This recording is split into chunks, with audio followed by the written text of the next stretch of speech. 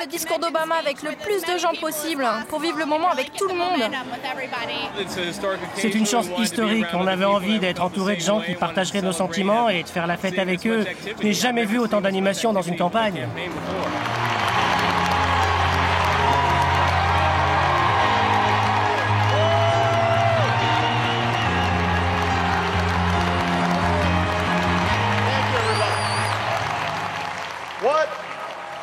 What is that American promise? It's a promise that says each of us has the freedom to make of our own lives what we will, but that we also have obligations to treat each other with dignity and respect. That's the promise of America.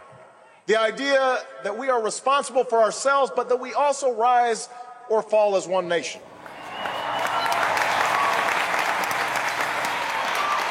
I realize that I'm not the likeliest candidate for this office.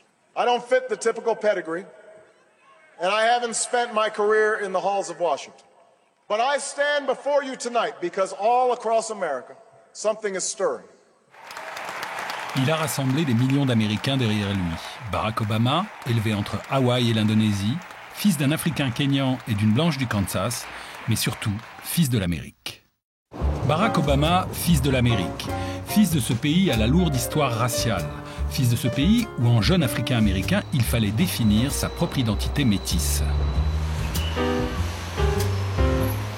C'est dans cette ville que le jeune Obama est venu chercher des réponses. Chicago. C'est là qu'il s'est construit, socialement et politiquement. Et c'est là qu'il habite encore aujourd'hui. Chicago, troisième ville des États-Unis, mais surtout première concentration de Noirs américains.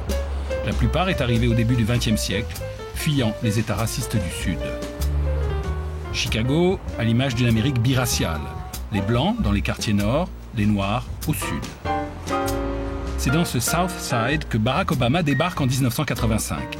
Il a 24 ans, vient de terminer ses études à New York. Il veut se frotter à la réalité. Une révolution vient d'avoir lieu à Chicago. C'est un Noir, le démocrate Harold Washington, qui vient d'être élu maire. Judd Minor était l'avocat d'Harold Washington. Quelques années plus tard, dans les années 90, il engagera le jeune juriste Barack Obama dans son cabinet. Barack était assez enthousiaste à l'idée de travailler dans la ville dont Harold Washington était maire. Il était curieux de voir ça. Il se demandait ce qu'il allait faire de sa vie. Et là, c'était une façon de choisir une ville avec une forte population noire, où il avait le sentiment qu'il serait le plus à l'aise. Et Chicago était particulièrement attrayante parce que justement Washington venait d'être élu maire. C'était une ville où la ségrégation était très forte. Les gens avaient peur. Que se passerait-il si un Noir devenait maire de Chicago?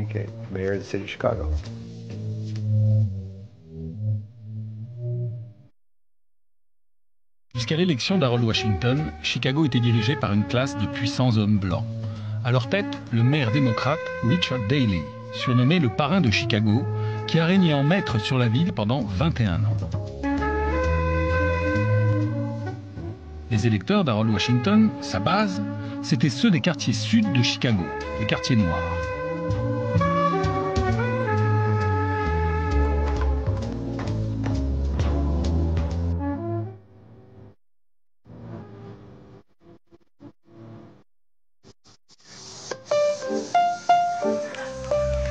Parmi eux, ces anciens militants qui ont accompagné la victoire d'Harold Washington en 1983.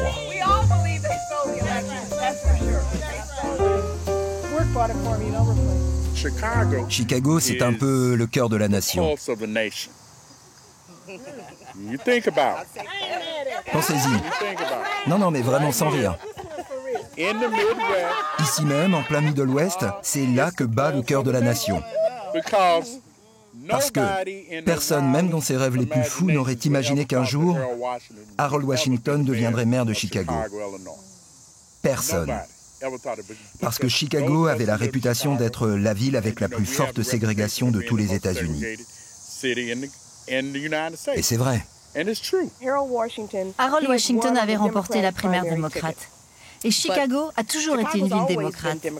Mais c'est un appareil démocrate bien particulier. On donnait toujours certaines choses bien précises à la communauté noire, mais du coup, vous ne pouviez pas protester pour les choses qu'on ne vous donnait pas. Et donc, avec Harold Washington, la communauté noire prenait ses distances avec l'appareil. Mais il faut dire aussi que Barack, comme Harold, est le bénéficiaire d'un mouvement social. Et il est le bénéficiaire d'un très fort mécontentement dans tout le pays. D'une frustration, d'une colère, tout comme Harold était le porte-drapeau d'un mouvement. On a encore pas mal de chemin à faire, mais on ne pourra jamais retomber aussi bas qu'avant. I moved to Illinois over 2 decades ago. I was a young man then, just a year out of college. I knew no one in Chicago when I arrived was without money or family connections. But a group of churches had offered me a job as a community organizer for the grand sum of $13,000 a year. My work took me to some of Chicago's poorest neighborhoods. It was in these neighborhoods that I received the best education that I ever had.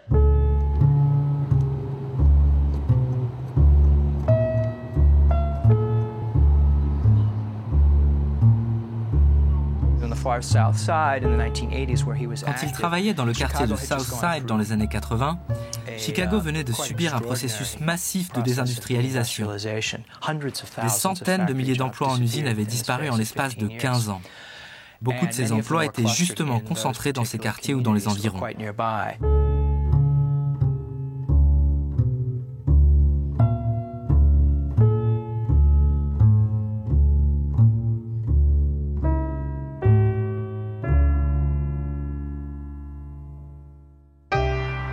C'est ici, dans les années 80, que Barack Obama travaillait avec les communautés de quartier, en lien étroit avec les églises. Michael Evans, pasteur, a pris sa relève.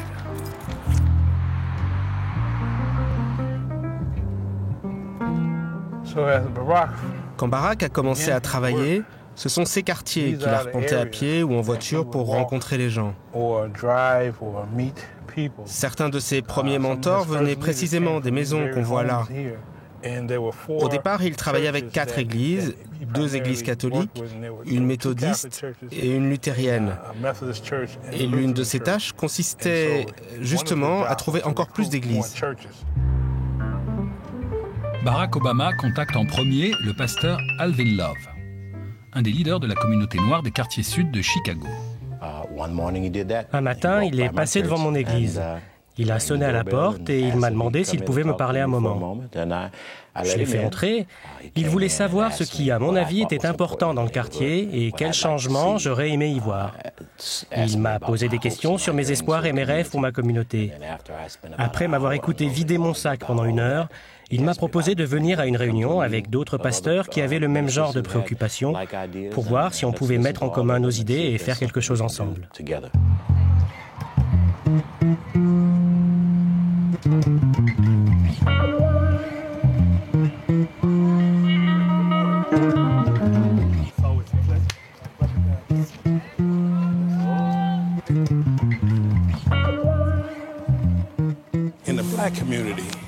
Dans les quartiers noirs, c'est l'Église qui est le centre de la communauté. Et ça fait longtemps que c'est comme ça.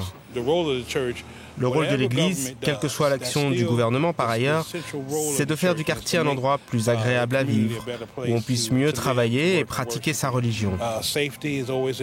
La sécurité est l'un des problèmes récurrents, l'emploi, toutes ces questions-là. Mais ça commence par le fait que les familles viennent à l'Église.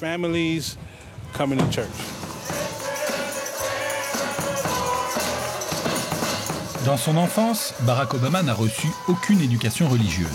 C'est en travaillant dans les quartiers sud de Chicago qu'il comprend le rôle crucial des églises dans la communauté noire américaine. Tous ceux qui vont faire leur rentrée à l'école, approchez. Si possible, si vous êtes assis, venez vous mettre derrière quelqu'un qui est debout. Posez les mains sur lui et nous allons prier ensemble pour tous nos jeunes qui vont rentrer à l'école.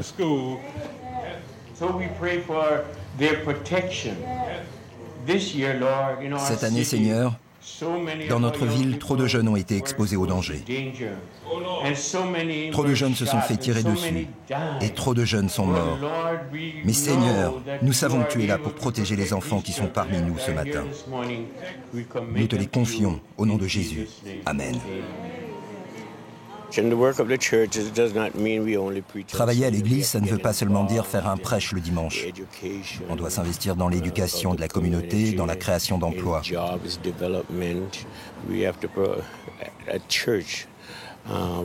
Dans l'enceinte de l'église, on propose une garderie et du soutien scolaire, des cours du soir après l'école, ce genre de choses.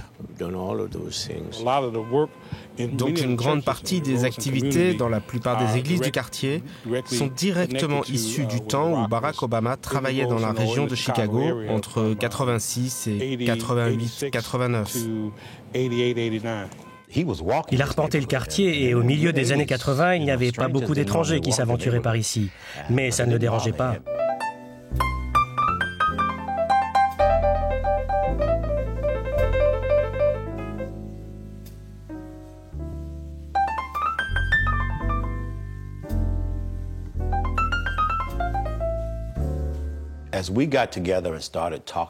Quand on s'est réunis pour parler de la façon dont on pouvait apporter des changements dans la communauté, comment rassembler les gens autour d'une idée commune, de problèmes communs, et répartir les responsabilités entre eux pour avancer concrètement, je crois que ça l'a profondément marqué. Ça a vraiment changé sa manière d'appréhender les problèmes du monde.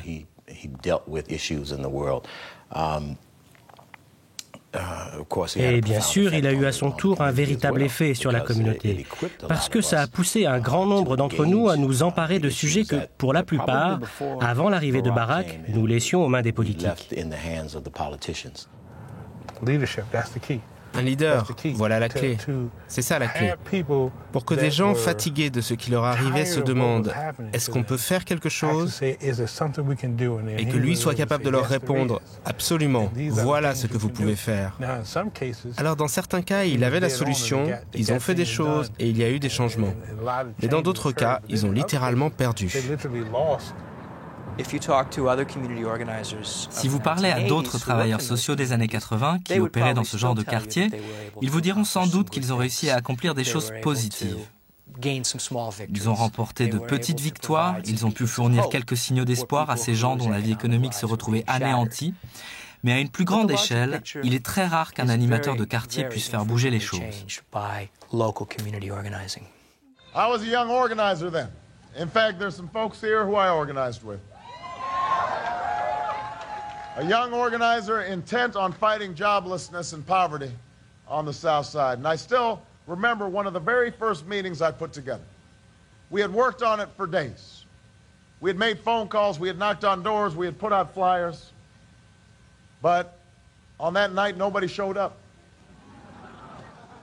Our volunteers who had worked so hard felt so defeated they wanted to quit. And to be honest, so did I. But at that moment, I happened to look outside, and I saw some young boys tossing stones at a boarded-up apartment building across the street. They were like the boys in so many cities across the country. Little boys, but without prospects, without guidance, without hope for the future. And I turned to the volunteers and I asked them, before you quit, before you give up, I want you to answer one question. What will happen to those boys if we don't stand up for them? Je crois que Barack a compris pendant ces 3 années comme travailleur social qu'il y avait des limites et qu'il pouvait peut-être passer à un autre niveau et du coup aborder ces problèmes autrement, qu'il pourrait en tant qu'avocat jouer un rôle plus efficace dans ce genre de questions. Je ne sais pas si c'était ce qu'il avait en tête à l'époque, de devoir changer sa façon de faire. Je crois simplement qu'il voulait améliorer ses compétences pour être plus efficace dans son action. Il y a beaucoup de gens qui disent que Barack est parti, mais Barack n'est jamais vraiment parti. Il est retourné à l'école. Barack part donc étudier le droit à Harvard. Il y reste 3 ans. Brillant étudiant, il est le premier noir nommé directeur de la prestigieuse revue de droit de l'université.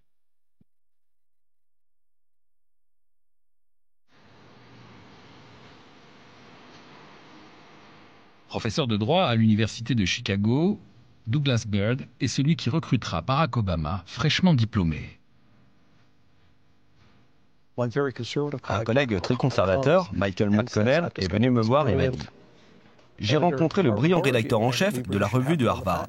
Il faut absolument qu'on le recrute parmi nos professeurs. » Je lui ai téléphoné alors qu'il était encore étudiant pour savoir s'il voulait venir à Chicago. En général, les gens disent oui, mais lui, il m'a dit non. Et il m'a expliqué qu'il voulait écrire un livre. Alors je lui ai dit qu'il pouvait venir ici pour écrire son livre en tant que boursier et qu'on lui donnerait un bureau. Au début, il avait l'intention d'écrire quelque chose sur le droit de vote. Mais au bout d'un mois, il m'a dit « Écoute, j'ai commencé à travailler sur mon livre, mais je crois qu'en fait, ça ne va vraiment pas parler du droit de vote. Ce sera plutôt une autobiographie. » J'ai pensé « Ok, il a 32 ans, mais bon. » Et ça a donné Les rêves de mon père. L'écriture de ce livre marque une étape dans la construction de sa personnalité. Où sont ses racines? Quel rôle doit-il et peut-il jouer dans la société?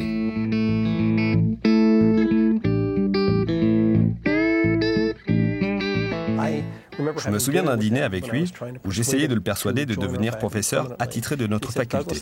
Et il m'a répondu « Douglas, c'est pas mon truc. » Ce qu'il voulait, et il était très clair là-dessus, c'était une opportunité d'enseigner presque à temps complet, mais à condition que tout le monde soit bien conscient qu'il n'allait pas rédiger d'articles ni aller à des séminaires comme le font la plupart des professeurs.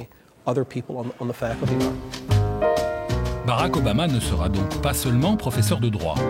Il veut poursuivre son travail social, entamé quelques années plus tôt dans les quartiers noirs de Chicago. Il sera donc aussi avocat pour défendre encore et toujours les minorités. La première fois que j'ai entendu parler de lui, c'était en lisant un article dans un journal de Chicago. Il était étudiant à Harvard, rédacteur en chef de la Harvard Law Review, militant pour les droits civiques. Et il allait revenir à Chicago pour être embauché par ce qu'on appelle un cabinet d'avocats de la haute. Moi, je travaille dans les droits civiques. C'est ce que j'ai fait toute ma vie.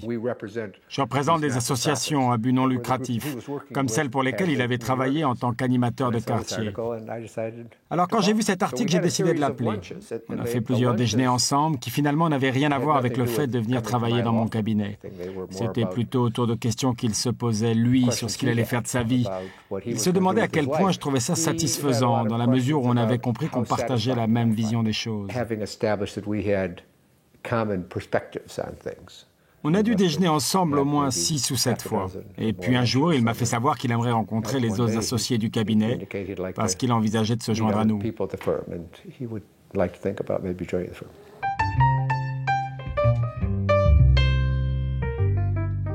Il a travaillé ici pendant environ 4 ans et demi à temps plein.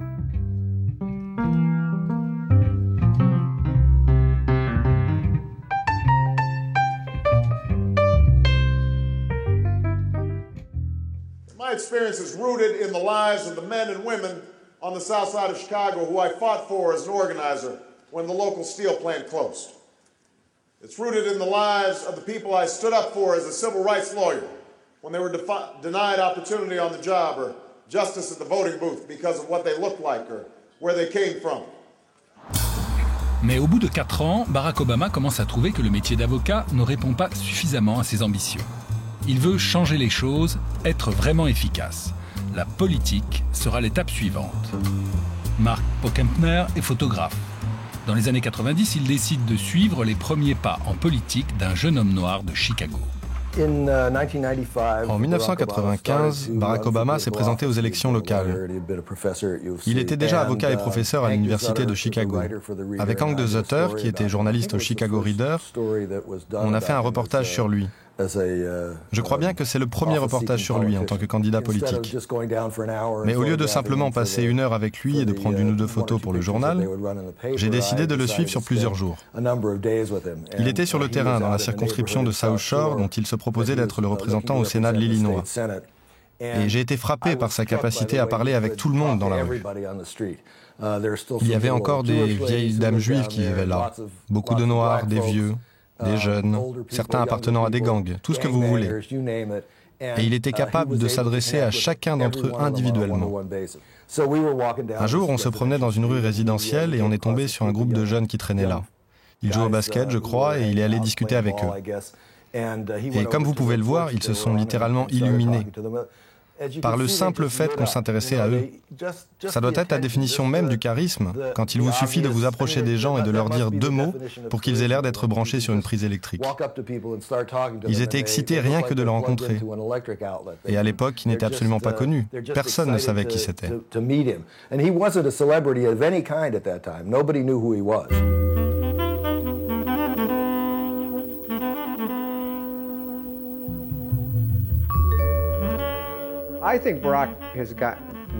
Barack, en tout cas selon moi, est entré en politique parce que ça lui offrait la possibilité d'accomplir le même genre d'action sociale qu'il réalisait déjà en tant qu'avocat et animateur de quartier.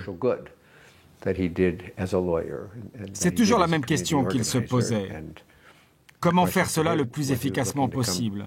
Et désormais, au niveau gouvernemental, quel rôle il pouvait jouer?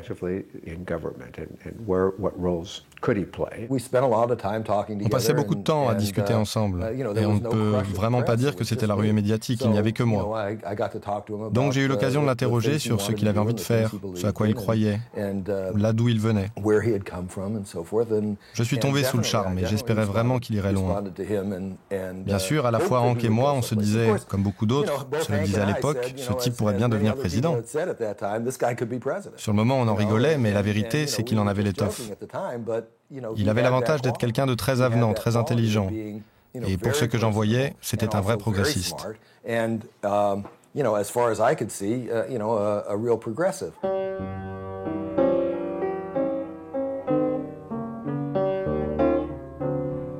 Et à Chicago, quand on est noir, intellectuel et démocrate, on habite forcément à Hyde Park. Hyde Park, un îlot où noirs et blancs cohabitent. Exemple type du métissage réussi, une exception en Amérique. En 1996, Barack Obama est candidat démocrate au Sénat de l'Illinois pour représenter ce district. Ancien professeur, Timilus Black habite ce quartier depuis les années 30.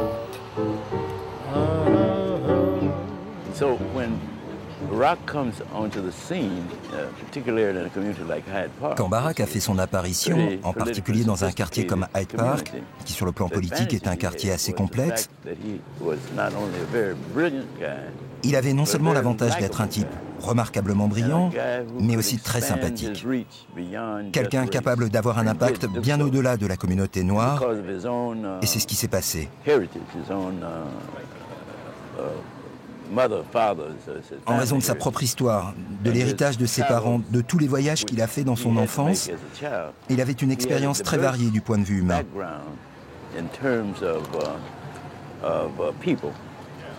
Et comme il n'avait jamais subi les affronts directs du racisme, contrairement à la plupart d'entre nous ici, il avait plus de liberté pour faire tomber les barrières.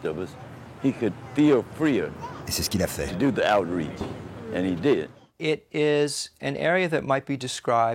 On pourrait décrire Hyde Park comme un quartier universitaire, car c'est là que se trouve l'université de Chicago. Un quartier traditionnellement blanc, mais à mesure que le quartier noir de Southside s'est étendu, on a vu arriver de plus en plus de familles afro-américaines.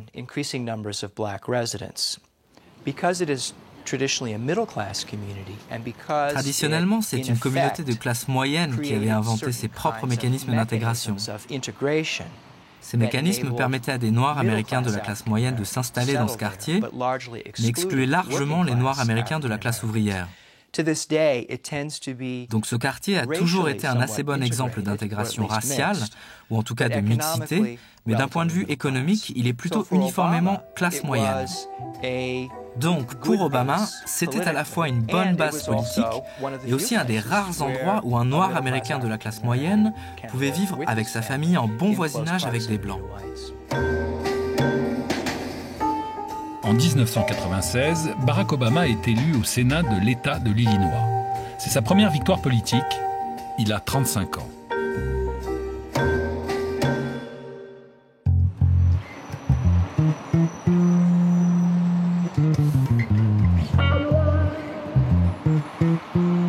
John Bauman dirige une importante organisation caritative de lutte contre la pauvreté. Il travaille étroitement avec les politiques locaux, dont les sénateurs, pour faire avancer les lois. J'ai connu Barack Obama quand il a été élu pour la première fois au Sénat de l'Illinois au milieu des années 90. Il faisait partie de la commission sénatoriale chargée des questions qui nous concernaient de près, comme la réforme du système de santé, le développement de l'emploi, l'assurance maladie. On s'était lancé dans un plaidoyer auprès du corps législatif, donc on a tout de suite travaillé avec le sénateur Obama parce qu'il faisait partie d'une des principales commissions.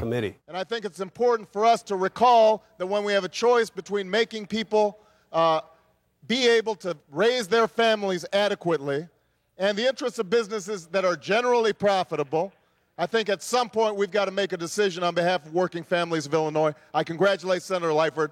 I urge an aye vote. Il était prêt à travailler avec les républicains ou avec d'autres personnes qui ne partageaient pas ses opinions.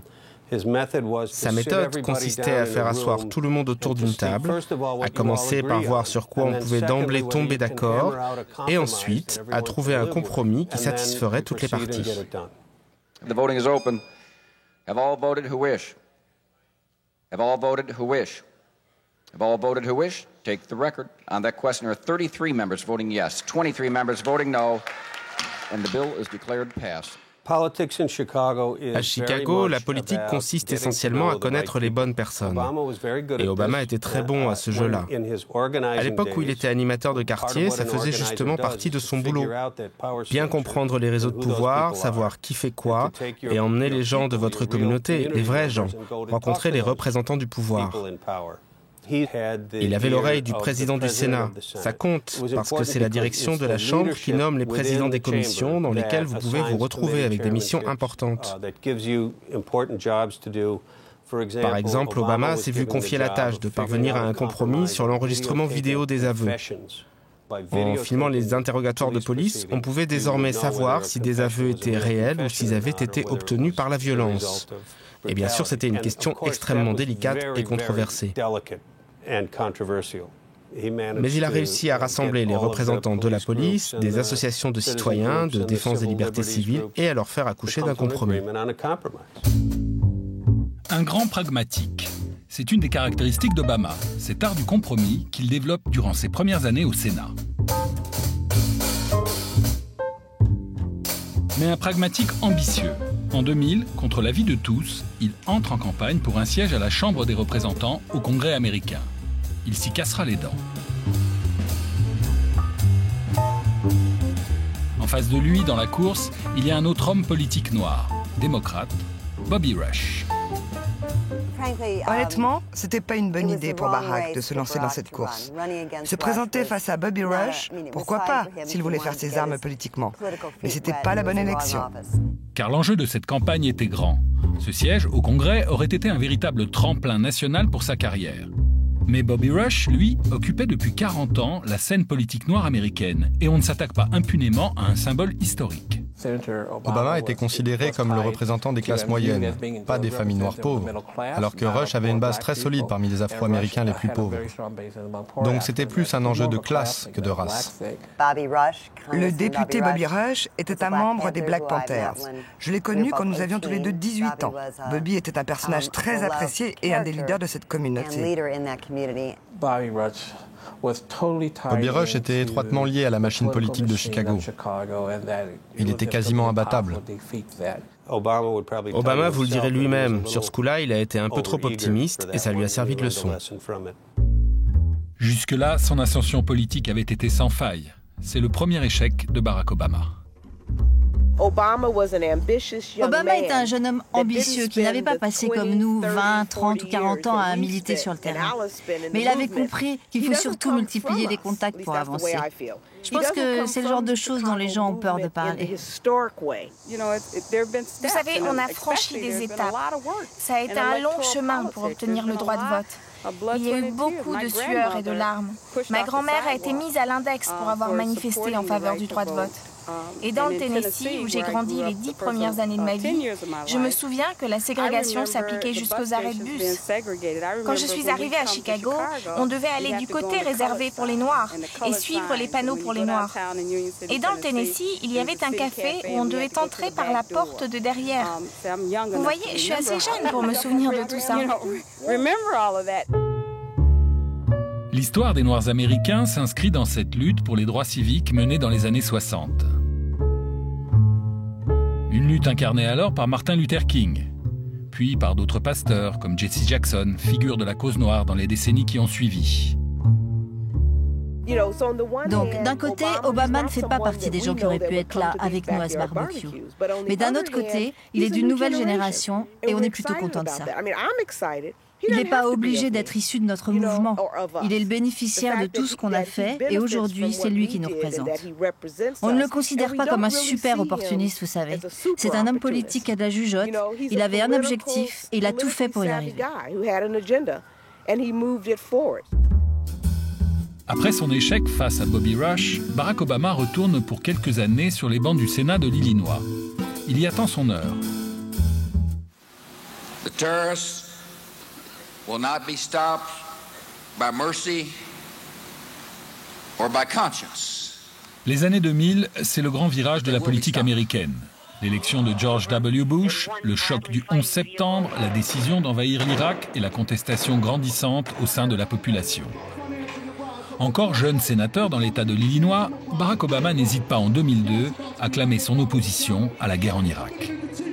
I don't oppose war in all circumstances, and when I look out over this crowd today, I know there is no shortage of patriots or patriotism. What I do oppose is a dumb war. La situation en 2002 à Chicago et dans le reste du pays était catastrophique. La cote de popularité de Bush tournait autour de 90% et la répression était féroce. À ce moment-là, Barack était un jeune politicien charmant, brillant, et il faisait partie des dizaines d'autres que nous avions invités à s'exprimer à cette manifestation. Je ne suis pas allé à cette manif pour le photographier lui. J'avais photographié des centaines de manifs anti-guerre depuis 68, quand j'ai eu mon premier appareil et que je suis allé traîner dans les manifs avant la convention démocrate. Je ne savais pas spécialement que ça deviendrait une photo importante. Et finalement, il se trouve que c'est la seule et unique image de lui à la tribune de ce rassemblement anti-guerre. Alors maintenant, comment je pouvais savoir qu'Obama deviendrait quelqu'un d'important? Je ne le savais pas, si ce n'est que j'avais déjà passé du temps avec lui, que je l'admirais et que je suivais sa carrière de près.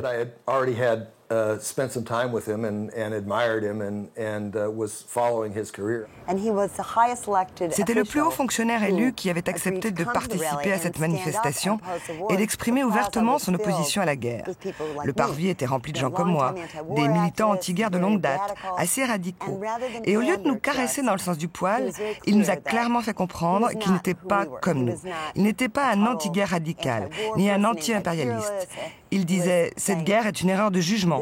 Je ne suis pas contre toutes les guerres, mais je suis contre celles qui sont sans fondement, qui reposent sur des mensonges et qui sont mal conçues en termes de stratégie pour pouvoir les mener et les gagner. » Pas d'idéologie chez Obama, du pragmatisme encore et toujours.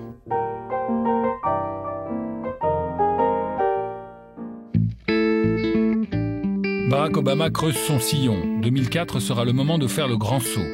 Il entre en campagne, cette fois pour le Sénat des États-Unis à Washington. Toujours cette ambition d'une envergure nationale. Quand il a décidé de se présenter au Sénat des États-Unis, ce qui était un grand pas pour lui, on en a parlé et je me souviens qu'il m'a dit « Il nous faut un réseau de terrain à l'échelle de tout l'Illinois, comme celui qu'on a ici à l'échelle de la ville. » Je lui ai répondu « On a déjà quelque chose qui y ressemble. » À l'époque, j'étais président de la Convention baptiste de l'Illinois et je lui ai dit « On pourrait commencer par te faire venir à la Convention. Je m'arrangerai pour que tu puisses t'adresser à tous les pasteurs présents et peut-être prendre des rendez-vous pour que tu passes les voir dans leur bureau comme tu l'as fait avec moi. On peut faire ça à l'échelle de l'État. Et c'est comme ça que tu construiras ton réseau. » Et c'est exactement ce qu'il a fait. Il est venu à une réunion que nous tenions à Danville. Je lui ai donné une dizaine de minutes pour se présenter et ensuite j'ai clos la réunion et j'ai demandé à tous les pasteurs de venir me rejoindre dans le hall. Ils sont sortis un par un et je leur ai dit « Maintenant, je veux que vous donniez tous votre carte de visite à cet homme. Il va vous appeler, vous allez prendre rendez-vous et lui parler. » Et je crois que ça a été le début de son organisation dans l'Illinois pour la campagne des élections sénatoriales, qu'il a fini par remporter.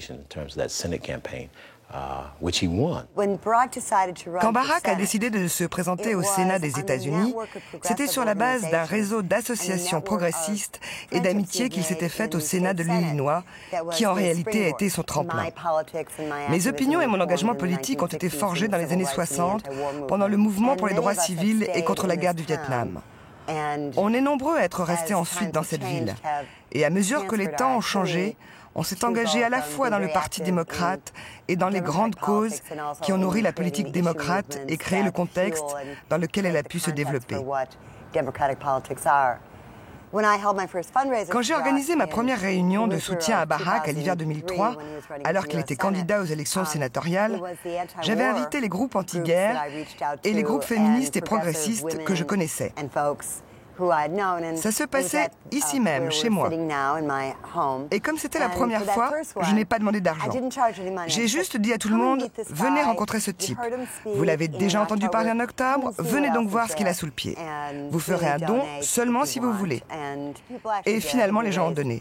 Je crois bien qu'on a récolté $10 000 ce soir-là, rien que sur le charisme de cet homme, sa personnalité. Et puis, quelques mois plus tard, au printemps, j'ai organisé un deuxième meeting avec plus de gens et cette fois-ci, on a collecté pas loin de $100 000.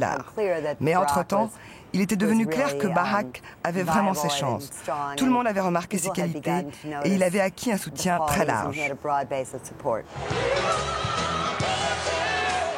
2004, c'est aussi l'année de l'élection présidentielle.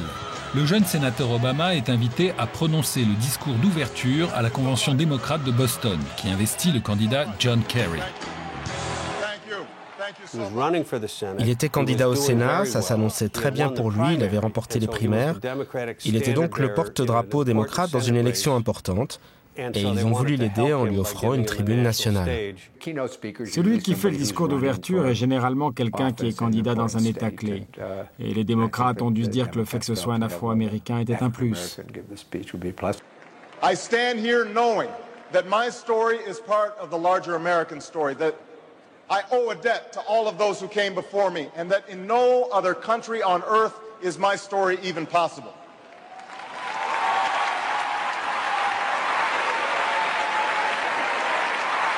That fundamental belief, I am my brother's keeper, I am my sister's keeper, that makes this country work. It's what allows us to pursue our individual dreams and yet still come together as one American family. Je doute qu'ils s'attendaient à cela. Enfin, peut-être que quelqu'un avait fait son boulot et leur avait dit « Ce type est vraiment unique. Prenez-le, il sera à la hauteur. » There is not a liberal America and a conservative America. There is the United States of America. There is not a black America and a white America and Latino America and Asian America. There's the United States of America. Cette première apparition sur la scène nationale fut une révélation. Il était déjà très connu dans l'Illinois et toute la région, mais le reste du pays ne le connaissait pas. Donc c'était un peu son baptême à l'échelle nationale.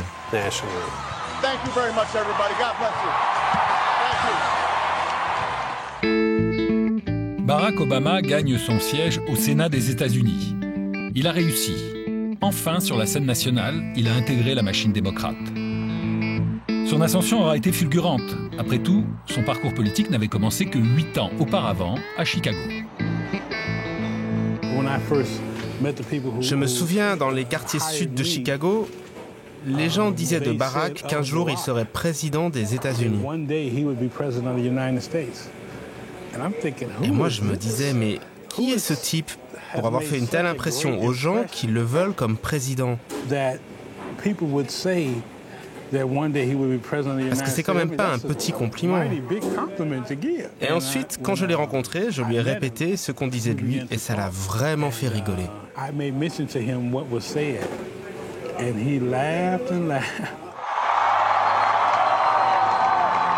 Le 10 février 2007, devant une foule rassemblée à Springfield, dans l'Illinois, Barack Obama se lance dans la course ultime.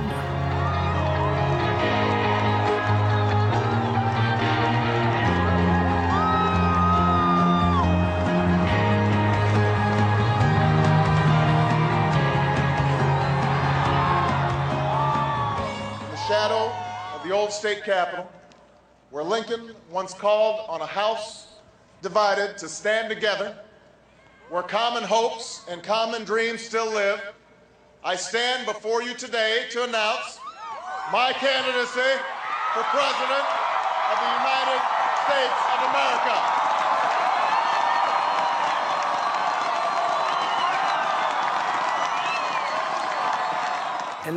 On me posait des questions sur Barack. J'ai répondu, il n'a aucune chance. C'était en août 2007. Et beaucoup de Noirs le pensaient jusqu'au caucus de l'Iowa en janvier 2008. Qu'un État à 95% blanc puisse voter pour Barack, alors là, les Noirs ont commencé à se dire « Ah bon, les Blancs votent pour Barack ?» Et à partir de là, ça a fait boule de neige.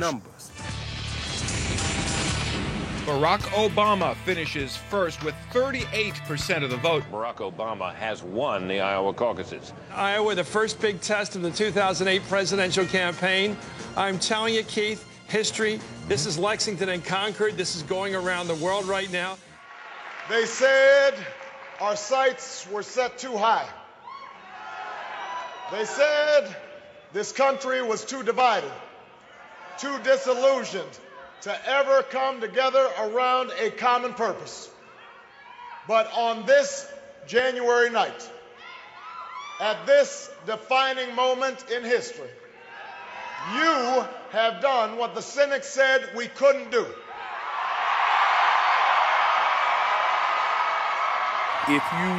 Si vous regardez les débuts de sa campagne présidentielle, il a fait un travail de terrain auprès des militants de base. Et c'est exactement le genre de campagne que faisait Harold Washington, du terrain. À l'époque, les gens donnaient $1, $5, $10, de la même façon que Barack récolte maintenant des millions de dollars avec le même genre d'organisation. Donc, je pense qu'il a beaucoup appris durant toutes ces années, ici, à Chicago. Et je crois que si Barack a gagné jusqu'à présent, c'est parce qu'il a poussé à s'inscrire sur les listes un nombre considérable de nouveaux électeurs et qu'il s'adresse à un nouveau public.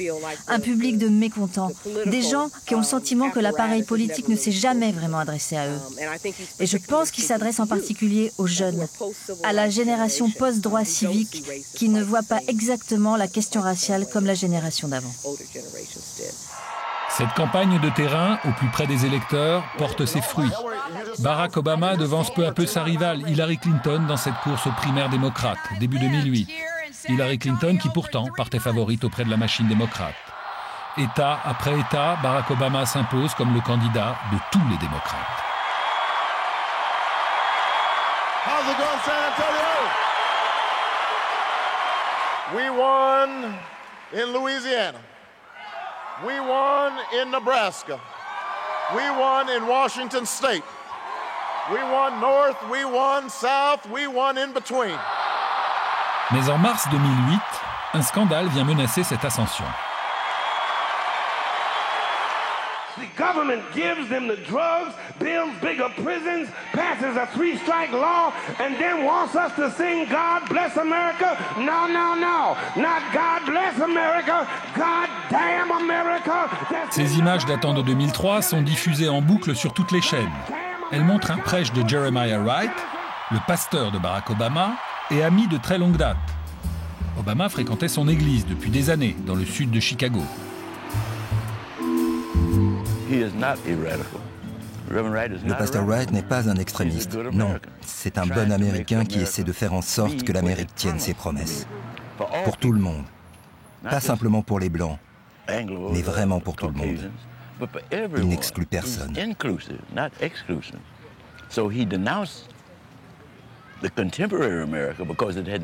Il dénonce l'Amérique d'aujourd'hui parce qu'elle n'a pas réalisé le rêve de Martin Luther King, ni la promesse inscrite dans la Constitution des États-Unis et dans la Déclaration d'indépendance que tous les hommes naissent égaux.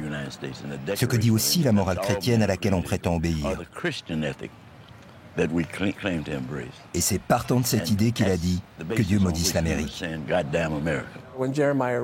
Quand la polémique sur le pasteur Wright a commencé à faire trop de bruit, c'est devenu gênant pour la campagne d'Obama, qui, lui, essayait de modérer ses positions. Et puis ça a ouvert la boîte de Pandore sur les problèmes internes à la communauté noire. Obama avait passé 1 an et demi à éviter à tout prix les questions raciales, en faisant glisser le débat vers des problèmes de classe. C'est donc à contre-cœur que Barack Obama empoigne la question raciale dans un discours qui fera date. I'm the son of a black man from Kenya and a white woman from Kansas. I am married to a black American who carries within her the blood of slaves and slave owners, an inheritance we pass on to our 2 precious daughters.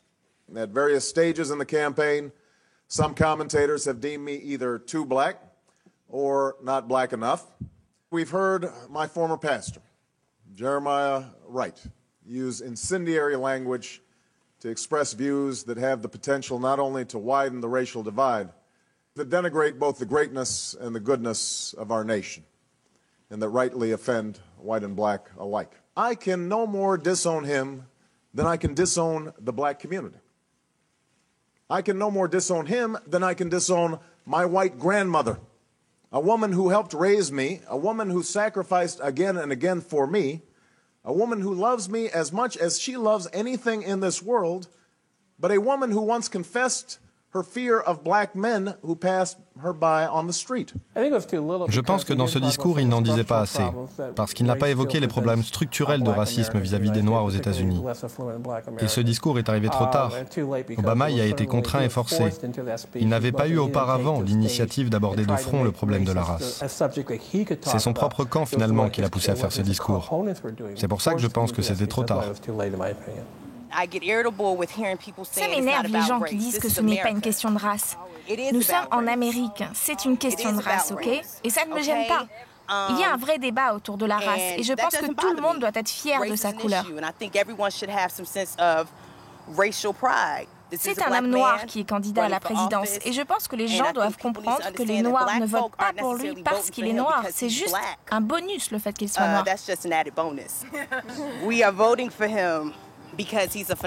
Nous votons pour lui parce que c'est un type phénoménal. Même si je ne partage pas tous ses choix, mais je les accepte et honnêtement, je pense que c'est le meilleur des candidats. C'est super qu'aujourd'hui, dans ce pays, des jeunes qui ne sont même pas habitués à voir des médecins noirs puissent regarder ce frère noir qui est au premier plan et se dire « Moi aussi, j'ai des opportunités et je peux faire mieux ». Written into the founding documents that declared the destiny of a nation. Yes, we can. It was whispered by slaves and abolitionists as they blazed the trail toward freedom. Yes, we can. Yes, we can. That we are not as divided as our politics suggest. That we are one people. That we are one nation. And together, we will begin the next great chapter in the American story with 3 words that will ring from coast to coast, from sea to shining sea. Yes, we can. Yes. C'est la première fois depuis Harold Washington que je vais pouvoir voter pour quelqu'un que j'ai vraiment envie de mettre au pouvoir, au lieu de voter contre quelqu'un que j'ai envie de mettre dehors. Ça peut paraître idiot, mais c'est énorme. En fait, il y a l'audace d'espérer, comme le titre de son livre. C'est vraiment le cas. Et il dit réellement beaucoup de choses qui me plaisent. We want an end to this war, and we want diplomacy and peace. Not only can we save the environment, we can create jobs and opportunity. We're tired of fear, we're tired of division. We want something new. We want to turn the page. The world as it is not the world. We would go around the world. On est capable d'aller aux 4 coins de la planète pour s'occuper des autres. Mais quand il s'agit de donner une éducation de qualité à nos enfants, on n'y arrive pas. De donner une assurance maladie à nos enfants, on n'y arrive pas. D'empêcher que nos emplois partent à l'étranger, on n'y arrive pas. Around the world, we have failed. Alors, Obama nous donne un sentiment d'espoir parce que quand vous le voyez en meeting, bien sûr c'est un homme politique, donc il doit jouer son rôle. Mais s'il y a une chose que je peux dire à son sujet, d'après ce que j'ai vu de lui à l'époque où il était travailleur social dans les quartiers noirs, c'est qu'il sait écouter. Donc, Pour la première fois, on va avoir un président qui va nous écouter. Peut-être qu'il ne va pas être capable de résoudre tous les problèmes, mais au moins, il va écouter. But at least he will listen.